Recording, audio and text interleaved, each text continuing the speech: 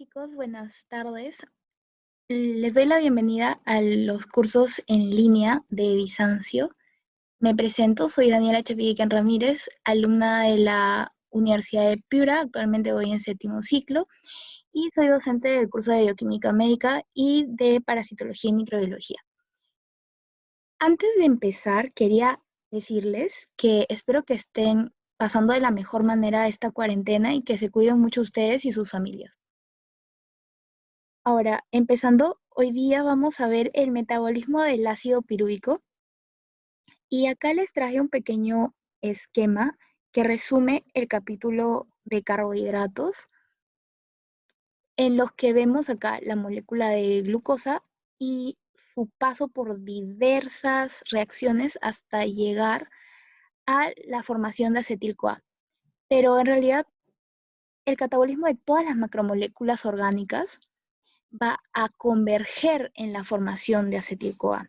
Y esta molécula va a entrar al ciclo de Krebs y a otra serie de reacciones para poder formar energía y que la célula disponga de la energía en forma de ATP para poder realizar todos sus procesos. Acá tengo la molécula de glucosa, que es un monosacárido de 6 carbonos, que a través del proceso de glucólisis va a formar 2 moléculas de piruvato. El día de hoy, en lo que nos vamos a enfocar va a ser en la formación de acetil-CoA a partir de piruvato por un proceso que vamos a llamar descarboxilación oxidativa. Entonces, el piruvato, que es una molécula de 3 carbonos, como podemos observar aquí, va a perder uno de estos en forma de dióxido de carbono y se va a formar esta molécula de acetil-CoA. Esta reacción, que parece bastante sencilla en esto, en realidad es un poco más larga, un poquito más compleja, y ya la vamos a explicar con mayor detenimiento en las siguientes láminas. Ahora vamos a ver las principales rutas del piruvato. Yo les quería decir primero que yo sé que quizás sería más amigable para todos los chicos que recién están viendo bioquímica por primera vez y empezar explicando pues el proceso de glucólisis, pero hay un montón de videos en bastantes plataformas donde pueden encontrarlos y ayudarse para comprender lo que están leyendo en el libro. Entonces, mejor vamos a explicar hoy las rutas que toma el piruvato y de qué depende, ¿no? Que se vaya hacia lactato o hacia acetil-CoA. Y esta respuesta es bastante sencilla. Depende de si hay o no hay oxígeno. Entonces, en condiciones anaerobias, donde no hay oxígeno, el piruvato va a formar lactato. Y cuando sí tenemos oxígeno, que es, bueno, en la mayoría de situaciones, vamos a formar piruvato, bueno, disculpen, vamos a convertir piruvato en acetil-CoA. Ahora tenemos esta otra ruta, que es la de, que también es anaerobia, en donde no hay oxígeno, en la que el piruvato se transforma en etanol, pero nosotros no podemos realizar este proceso porque carecemos de una enzima necesaria. Entonces, ya vamos a ver en qué situaciones sí se convierte piruvato en etanol.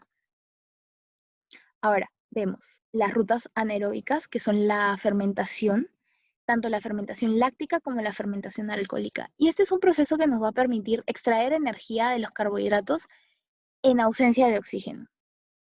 ¿Dónde vemos, por ejemplo, la fermentación láctica? El ejemplo más representativo es los glóbulos rojos, que carecen de mitocondria, carecen de núcleo. Entonces la principal fuente de energía que ellos van a tener es a través de la fermentación láctica. Otro ejemplo bastante común es el de el músculo esquelético. Cuando nosotros hacemos un ejercicio extenuante, la demanda de oxígeno del tejido va a ser mucho más alta que el oxígeno que llega al tejido. Entonces eso va a crear condiciones anaerobias que van a hacer que el piruvato vaya por la vía sin oxígeno. Igual, al igual que en las bacterias, que también se da la fermentación láctica.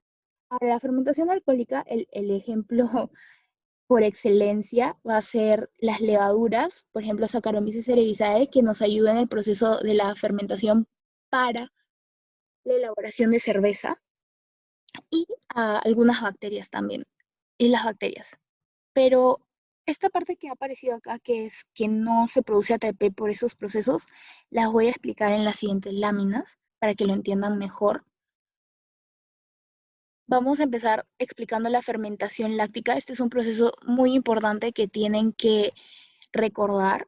Ya les explicó Yanni en un video pasado más o menos cómo es que se dan las reacciones bioquímicas, ¿cierto? Necesitamos unos sustratos, una enzima y un producto. Entonces, em, acá, en el proceso de fermentación láctica, nosotros como sustrato vamos a tener el piruvato y el NAT reducido, que gracias a la enzima lactato deshidrogenasa va a pasar a convertirse en lactato y en NAD oxidado.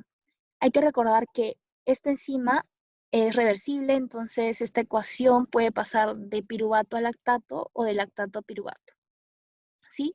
Y la importancia de esta reacción es que nos permite la reoxidación del NAD,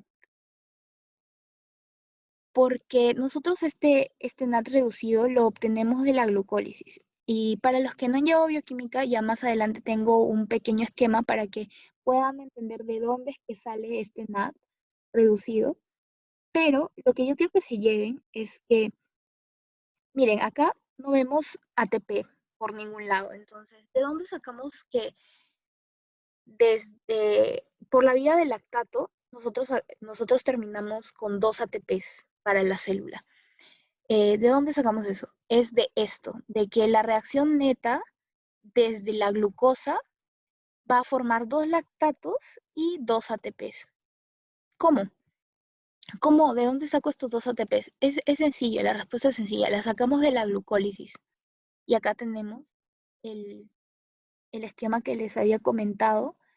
La glucosa, una molécula de 6 carbonos, va a pasar por una serie de reacciones químicas para llegar al piruvato. Pero acá vemos que al inicio nosotros necesitábamos energía. O sea, nosotros necesitamos usar ATP. Eso quiere decir que técnicamente aquí estamos perdiendo 2 moléculas de ATP, estamos perdiendo energía, ¿cierto? En realidad la estamos invirtiendo, por así decirlo, porque más adelante vamos a ganar energía, porque si no, esto no tendría sentido. Entonces, vamos a formar fructosa 1,6 bifosfato. Y continuando con las reacciones, vamos a tener una dihidroxiacetona fosfato y un gliceraldehído 3-fosfato. Esto ya lo van a ver más con más calma cuando vean glucólisis, pero es como para que se vayan situando. Esta molécula va a pasar por otra serie de reacciones y como ven acá, el NAD oxidado va a convertirse en NAD reducido y acá también producimos 2 ATPs. Pero estos procesos se dan 2 veces porque nosotros tenemos tanto esta ruta de acá del gliceraldehído 3-fosfato como el de la dihidroxiacetona fosfato que va a pasar a ser gliceraldehído 3-fosfato. Entonces, al final de todo, nosotros vamos a tener que hemos formado 2 NAD reducidos y 4 moléculas de ATP, pero a estas moléculas de ATP les teníamos que restar las 2 que habíamos invertido antes, ¿no? Entonces, al final la ganancia neta de ATP a partir de la glucólisis va a ser de 2 ATPs. Bien, por eso es que decimos que desde la glucosa hasta el lactato, nosotros formamos 2 ATPs. Nosotros obtenemos 2 ATPs. Muy bien. Aquí vemos la estructura nuevamente de las moléculas, el piruvato y el lactato, ambos moléculas de 3 carbonos, y que la importancia de esta reacción es que el NAD reducido que habíamos formado acá lo vamos a volver a oxidar para que pueda volverse a usar acá en el proceso de glucólisis para seguir obteniendo energía de manera anaerobia, ¿cierto? Ahora yo quiero que prestemos especial atención a esta enzima, la lactato deshidrogenasa, que es una óxido reductasa, porque tiene implicancias clínicas. O sea, al final, el curso de bioquímica nosotros lo tenemos que aplicar a nuestra práctica médica, ¿no?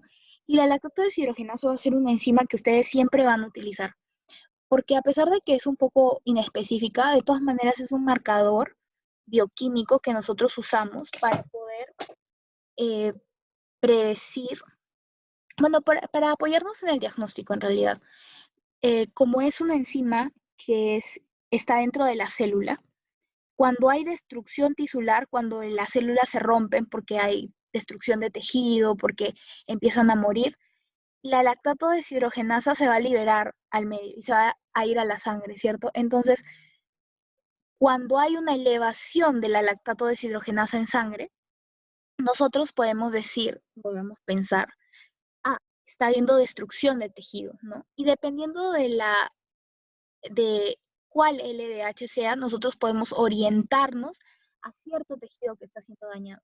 Ahora, como les comentaba, no es tan específica, en realidad es inespecífica la enzima, pero de todas maneras nos orienta el diagnóstico.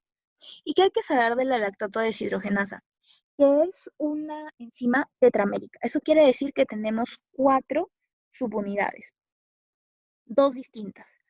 Entonces, vamos a graficarlo un poquito para que lo entiendan con bolitas así sencillo. Estas dos del mismo color para que se vea más gráfico y con otro color, vamos a ver de repente verde, hacemos las otras dos, así, muy bien. Y tenemos ya, bueno, ahí debería estar junta, ¿no? Ustedes entienden. Em, que como es Tetramérica, tenemos que hay 4 subunidades, ¿cierto? Pero dentro de estas subunidades solo hay 2 tipos de subunidades. M, de muscle en inglés, de músculo, y H, que viene de heart, corazón. Entonces, haciendo combinaciones de estas subunidades, nosotros vamos a obtener las 5 isoenzimas de la lactato deshidrogenasa, que están enumeradas acá. La LDH1, que va a tener 4 subunidades idénticas de H, y la LDH5, que se va a componer de 5 Ms. Entonces, como vemos acá, si son 5 Ms que vienen de músculo, ¿dónde la vamos a encontrar? En el músculo. Y esto de acá, que tiene 4 Hs, ¿dónde lo vamos a encontrar? En el corazón, en el miocardio. ¿Ya? Ahora, otra cosa que tienen que recordar de la lactato deshidrogenasa es que cada isoenzima tiene algunas características que las diferencian, ¿no? Sobre todo con lo que respecta a la afinidad al sustrato. Entonces yo quiero que acá, por ejemplo, hagan una pausa en el video y ejerciten un poco lo que les explico ya en el video pasado sobre el KM, ¿ya?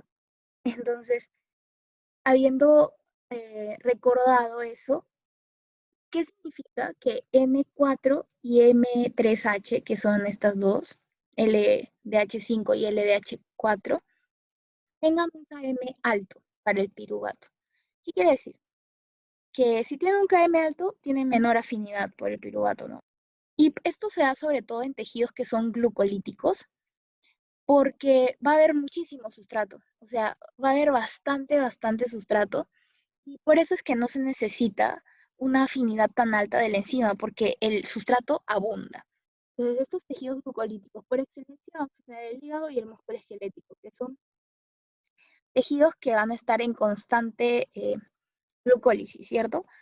Y eh, otros tejidos que son eh, estos de acá, que van a tener sobre todo estas isoenzimas, la LDH1, LDH2, en donde el KM es bajo, la afinidad de la enzima por su sustrato va a ser mayor, porque son tejidos oxidativos, tejidos que, por ejemplo, miocardio, páncreas, riñón, que van a necesitar esas características, una mayor afinidad por su sustrato. Ahora, la LH5, hay que recordar también que va a sobre todo catalizar el paso de la reacción en el sentido de piruvato a lactato, mientras que la LDH1 va a hacerlo al revés, de lactato a piruvato. Y esto es por los requerimientos que tienen los tejidos, ¿sí? Ahora pasamos. La fermentación alcohólica hay que también saber, vamos a volver a cambiar para que vean bien lo que estoy apuntando. La glucosa pasa, ya sabemos, por la glucólisis al piruvato. Sí, las reacciones de la glucólisis se las tienen que saber, pero lo que yo les quería recalcar, como les digo, es que se van a producir 2 ATPs y 2 NAD reducidos, ¿cierto? Ahora, tenemos que desde el piruvato nosotros, mediante la piruvato descarboxilasa, podemos formar acetaldehído. Pero esta enzima no la tenemos en animales y en vegetales y la reacción es irreversible. Solamente podemos pasar de piruvato a acetaldehído. Entonces, como nosotros no tenemos esta enzima, nosotros no podemos pasar de piruvato a etanol, nosotros no formamos etanol. Pero lo que sí hacemos es el etanol que consumimos lo transformamos en acetaldehído, que es lo que nos va a dar, bueno, lo que ustedes ya saben, los efectos del alcohol, mediante esta enzima, ¿no? La alcohol deshidrogenasa, que sí la tenemos nosotros, sí está presente en animales, en plantas, en levaduras, y la reacción es reversible, o sea, podemos pasar de acetaldehído a etanol y de etanol a acetaldehído, ¿sí? Ahora, este también es eh, una diapositiva, no sé qué pasó acá, en donde vemos el etanol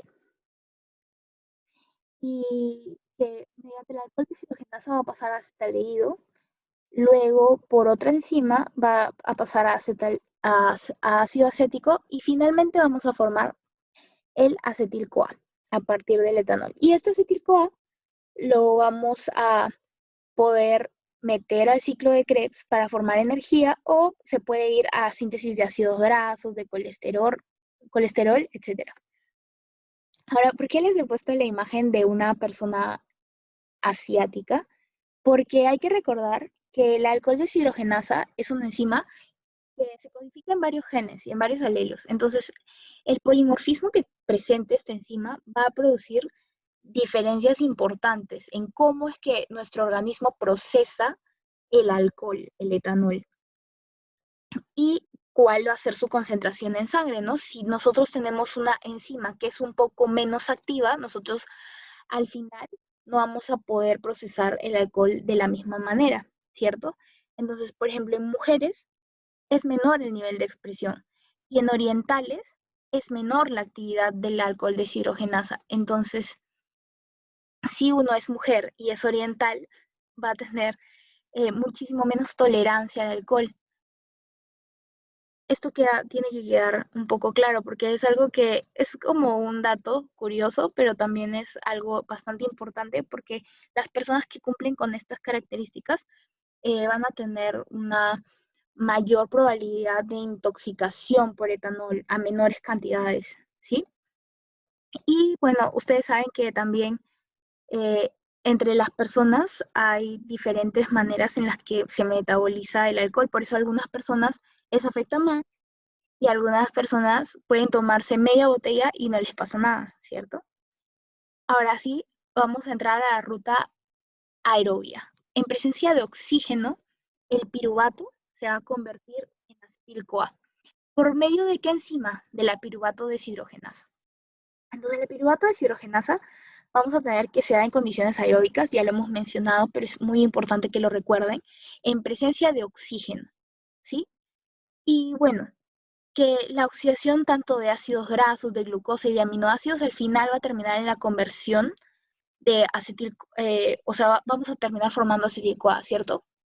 Entonces, el piruvato que está principalmente en el citosol porque la glucólisis se da en el citosol, eh, este piruvato va a tener que ingresar a la matriz mitocondrial por un portador y ya dentro de la mitocondria se va a realizar el proceso de la descarboxilación oxidativa del piruvato, ¿sí? Ahora, nosotros, si recuerdan, ¿no? La ecuación pequeña que les mostré al inicio, en realidad no es una sola enzima la que participa, sino que es la piruvato deshidrogenasa es un complejo multienzimático que tiene 3 enzimas y 5 coenzimas. Acá se las he enumerado, pero más adelante lo vamos a ver con bastante detalle. La enzima 1 va a ser la piruvato deshidrogenasa y su coenzima va a ser la tiamina pirofosfato. La enzima 2 se va a llamar dihidrolipoil transacetilasa y va a tener a la lipoamida y a la coenzima A como, bueno, como coenzimas. Y la enzima 3 va a ser la dihidrolipoil deshidrogenasa y vamos a usar FAT y NAD. Ahora, estos que les he puesto acá en negrita es para que recuerden que estas sí son coenzimas que están libres. En cambio, estas que no están en negritas están unidas a la enzima, por lo tanto funcionan como grupos prostéticos. Están unidas mediante enlaces covalentes a la enzima, no se pueden separar. ¿Sí? Ahora vamos a ver un poco más, repitiendo. La piruvato deshidrogenasa en realidad es un complejo multienzimático, ya les había mencionado, 3 enzimas principales, ¿sí? Y va a catalizar la reacción de conversión de piruvato hacia acetil-CoA. Esta es una reacción que, gracias a que es un complejo multienzimático, todo va a ocurrir como engranado. Entonces, los intermediarios de las reacciones no se van a ir hacia otras rutas. Por lo tanto, esta reacción va a ocurrir de manera suave. No van a haber reacciones colaterales, los intermediarios no se van a difundir y se van a ir por otras rutas. Y también es importante saber que es inhibida por arsenito, porque ya vamos a ver más adelante los enlaces sulfidrilo que hay eh, son bastante afines con estas moléculas, entonces puede que el arsenito por esas vías inhiba a la piruvato deshidrogenasa, ¿sí? Ahora, este esquema se ve un poco complicado a simple vista. Para los que no han llevado bioquímica deben estar viéndolo y diciendo, ¿qué es esto? Pero en realidad es bastante sencillo. Primero, para ubicarnos, vamos a identificar las 3 enzimas principales. Entonces, acá vemos la primera, la PDH, la piruvato deshidrogenasa, con su grupo prostético que es la tiamina pirofosfato. Acá vemos la enzima número 2, la dihidrolipoil transacetilasa, con su grupo prostético, la lipoamida. Como les digo, ¿lo ven? Unida directamente a la enzima, unidas directamente a la enzima. Acá tenemos la coenzima A, que es el otro apoyo en esta reacción. Y acá la tercera enzima, la dihidrolipoil deshidrogenasa, con su grupo prostético FAT, y el NAD como cofactor también, aquí. ¿Sí? Ahora ya habiendo identificado las 3 enzimas, la PDH, la DLT y la DLDH, podemos ir siguiendo el sustrato y los productos que se van a ir formando, los intermediarios. Tenemos acá el piruvato, que ingresa al ciclo, bueno, ingresa al complejo multienzimático, y lo que va a suceder acá es que va a perder un carbono en forma de dióxido de carbono, por eso es una descarboxilación, ¿cierto? Y se va a formar este compuesto que es el hidroxietil, etil porque son ahora 2 carbonos, hidroxietil y amina pirofosfato, que está formando acá un enlace con el TPP, ¿cierto? Que sigue unido a la enzima. Ahora, una vez formado esto, ¿qué necesitamos nosotros? Janina les debe haber comentado en el video pasado que las enzimas no se consumen en las reacciones, entonces nosotros siempre vamos a tratar de que estas enzimas vuelvan a ser lo que eran antes, o sea, que vuelvan a su estado principal, ¿cierto? ¿Cómo se logra eso? Pues este compuesto tiene que entrar a, a, a estos otros procesos para liberar la enzima y poder seguir con la formación hasta llegar a acetil-CoA. Entonces, lo que pasa acá es que la dihidrolipoil transacetilasa va con la lipoamida, van a catalizar la reacción y este compuesto de acá va a unirse y se va a formar la acetildihidrolipoamida, ¿sí? La lipoamida aquí, este radical pasa acá y como hemos transformado el enlace OH a una acetona, ahora va a ser un radical acetil, ¿sí? Acetildihidrolipoamida, unida, claro está, a la dihidrolipoil transacetilasa. Miren, si se pierden, pueden pausar el video y mirar con detención las estructuras químicas. Es bastante sencillo. Acá están diferenciadas en colores incluso para que vean de dónde provienen las moléculas. Entonces estos dos carbonos y estos dos carbonos vienen del piruvato, que perdió un carbono, ¿cierto? Y estos son los intermediarios. Muy bien. Y,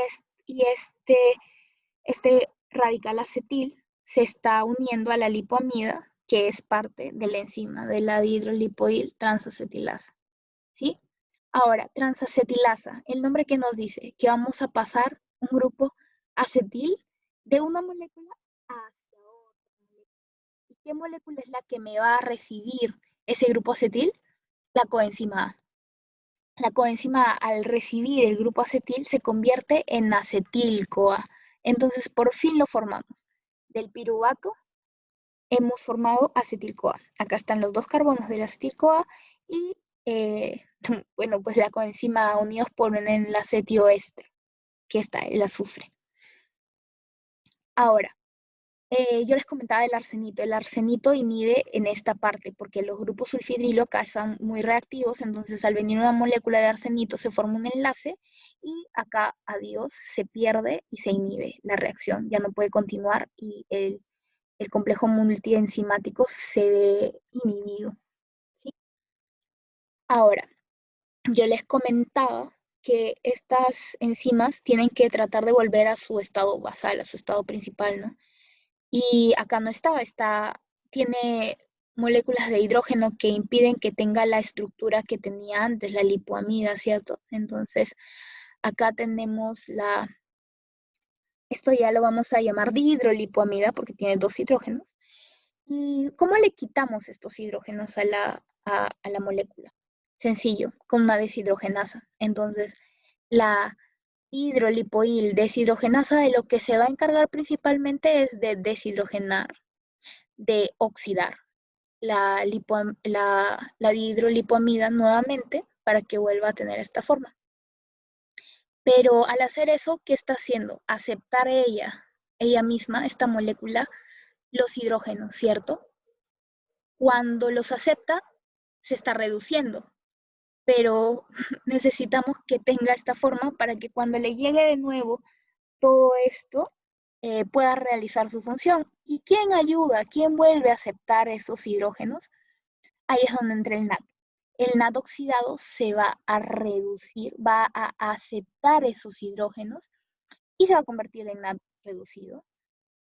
Y ahí termina todo esto. Entonces, esta reacción, este complejo, lo que va a tratar de hacer es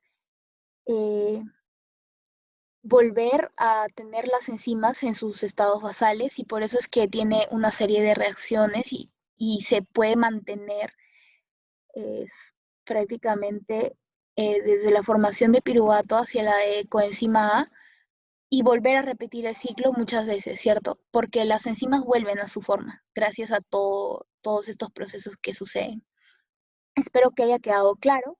Si hay alguna duda, me la pueden hacer en la cajita de comentarios. Vamos a seguir repasándolo de todas maneras como resumen. Lo que quiero que fijen es que la actividad enzimática de las enzimas va a tener una función específica, ¿no? O sea, las tres enzimas principales van a tener cada una función y unas coenzimas, ¿cierto? La enzima 1, la piruvato deshidrogenasa, tiene como función principal quitarle el carbono, descarboxilar el piruvato y generar, disculpen, el hidroxietil tiamina pirofosfato, ¿cierto? Ya lo habíamos visto. Y la coenzima que va a usar es la tiamina pirofosfato como grupo prostético, porque está unido a la enzima, ¿cierto? Luego la enzima 2, la dihidrolipoil transacetilasa, su nombre lo dice, transacetilasa, va a hacer que el grupo acetilo se vaya de una molécula hacia otra. En este caso, ¿quién va a aceptar ese grupo acetil? La coenzima A, ¿cierto? Y como coenzimas, la lipoamida como grupo prostético y la coenzima A. La tercera enzima, la dihidrolipoil deshidrogenasa, su función principal, deshidrogenasa. quitarle los hidrógenos, volver a oxidar la dihidrolipoamida. Y como coenzimas va a usar el FAT como grupo prostético y el NAD para que se vuelva a reducir, para que acepte estos hidrógenos, ¿cierto? Muy bien, ahora vamos a ver cómo se regula esta enzima. Este gráfico es para nada más mostrarle que la enzima 2 es esta, que tiene 60 copias. Hay 30 copias de la enzima 1, 6 copias de la enzima 3, y estas dos enzimas son las importantes en el momento de la regulación, la PDH fosfatasa y la PDH quinasa.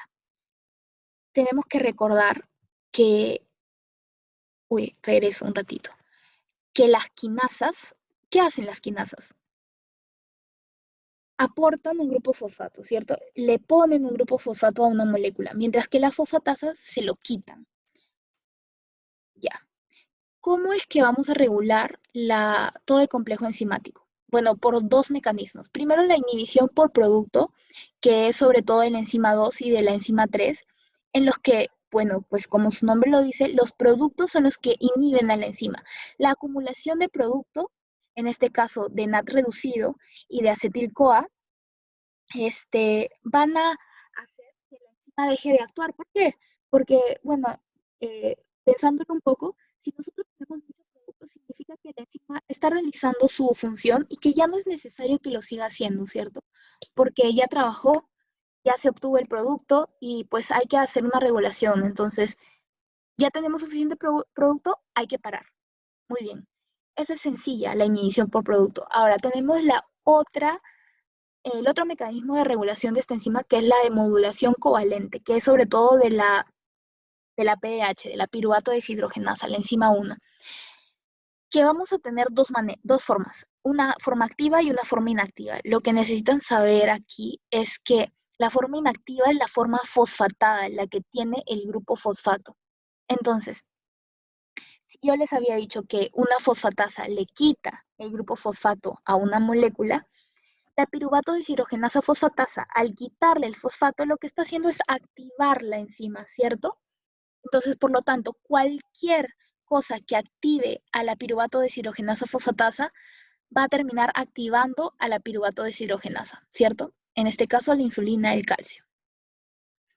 Mientras que si nosotros usamos la quinasa, lo que estamos haciendo es ponerle un grupo fosfato a la enzima, por lo tanto, inactivarla. Entonces, cualquier cosa que active a la piruvato deshidrogenasa quinasa, que haga que nosotros le pongamos un fosfato a la enzima, la va a inactivar, ¿cierto? Mientras que cualquier cosa que inhiba a la quinasa, lo que va a terminar haciendo es activando la enzima, porque como no la va a fosfatar, nosotros vamos a seguir teniendo la enzima activa. Eso que quede muy claro, por favor. Eso sería todo. Muchas gracias. Espero que lo hayan entendido. Es un tema bastante sencillo, sino que sí requiere bastante atención. He tratado de darle un enfoque bastante químico, porque me parece que sí es un poco más sencillo de entenderlo. Ya les había dicho mi nombre, soy Daniela, y bueno, no te olvides de seguirnos en todas nuestras redes sociales, en Instagram sobre todo, que creo que es algo que ustedes en lo que están bastante tiempo ahora.